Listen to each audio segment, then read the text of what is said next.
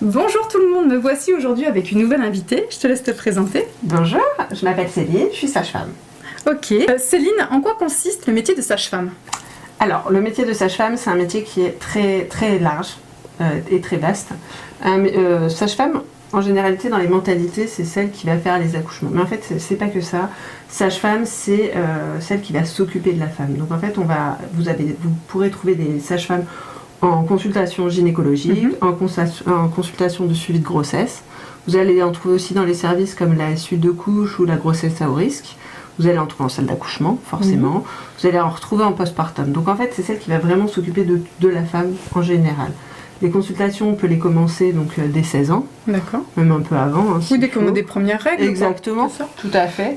Et la sage-femme peut aussi suivre une personne qui est beaucoup plus âgée, à 65 ans, 70 ans. D'accord. Tant qu'elle ne présente vraiment pas de pathologie. Ok. Voilà, tant que ça reste physiologique, que c'est que du suivi, il n'y a aucun souci, elle peut effectuer le suivi gynéco. Dès qu'il y a une complication, c'est une orientation vers un ou une gynécologue? Tout à fait. D'accord. Tout à fait. Très bien. Du coup, c'est hyper intéressant. C'est pour ça aussi que je tenais à faire venir une sage-femme.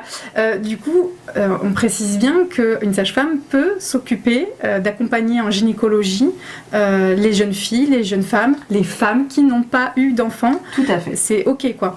Tout à fait. Et du coup, est-ce que tu fais des prescriptions de pilules De pilules, on peut des examens médicaux? Oui, tout à fait. On peut prescrire des examens de base, on peut prescrire la pilule, l'implant, le stérilet. D'ailleurs, elles posent le stérilet, elles font des frottis aussi.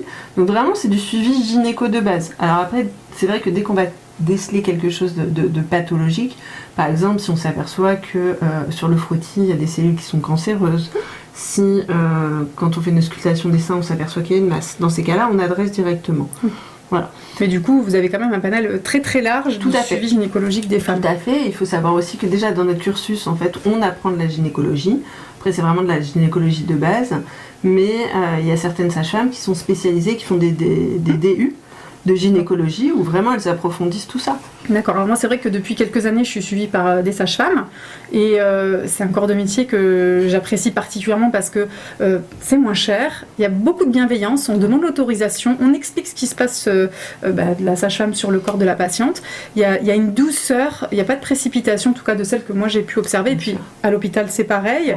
Comme un accouchement ne dure pas 2 heures, il y a un turnover et des fois j'ai vu 5-6 sages-femmes et j'ai eu 2 accouchements, donc évidemment ça fait déjà au moins une vingtaine que j'ai pu connaître aussi après en post-suivi. Donc c'est vrai que je ne suis pas tombée sur une seule personne qui m'a bousculée, qui a fait des choses qui m'ont mis mal à l'aise. C'est un corps de métier hyper intéressant. Donc c'est pour ça que je voulais le mettre en lumière aujourd'hui. Merci à toi Céline. On va faire d'autres vidéos qui suivent. On vous dit à bientôt. Au revoir. Au revoir.